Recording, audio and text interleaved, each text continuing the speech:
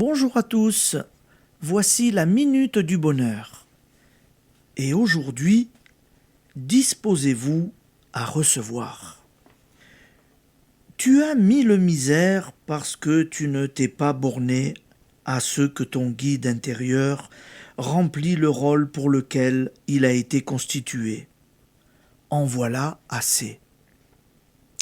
C'est Marc Aurèle qui témoigne vis-à-vis de ses propres erreurs de pensée, de cette vigoureuse impatience.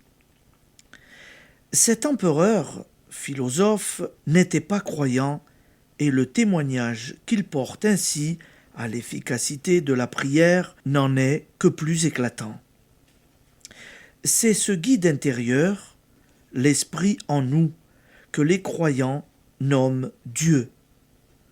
C'est ce guide intérieur qui nous éclaire, répond à nos questions et à nos besoins. C'est lui qui nous comble de grâces spirituelles comme de bienfaits matériels, qui nous donne le pain quotidien et nous délivre du mal. À ce guide intérieur, nous pouvons avoir recours en toute nécessité. Mais comment l'atteindre ?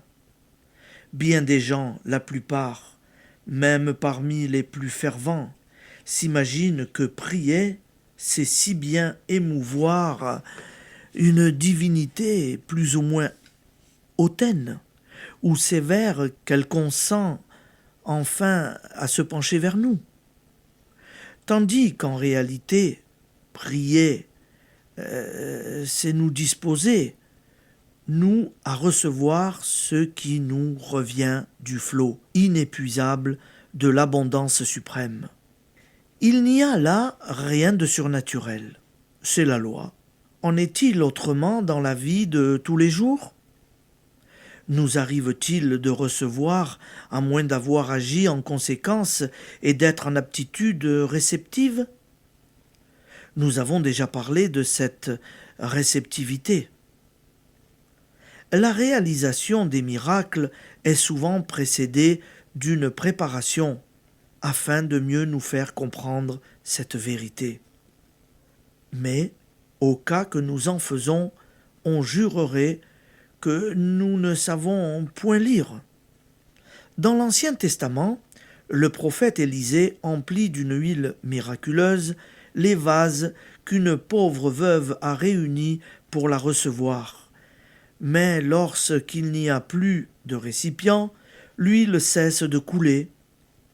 Dans le Nouveau Testament, le Christ fait d'abord remplir des urnes vides avec de l'eau, qu'il changera en vin pour réjouir les convives des noces de Cana. Et il ne se manifeste pas à Nazareth. C'est que ses compatriotes n'étaient pas disposés à recevoir.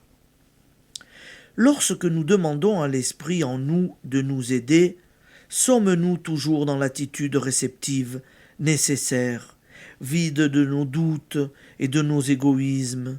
Présentons-nous nos psaumes ouvertes au torrent des bénédictions? Ce n'est pas la grande force réalisatrice de tout bien que nous devons changer par nos prières.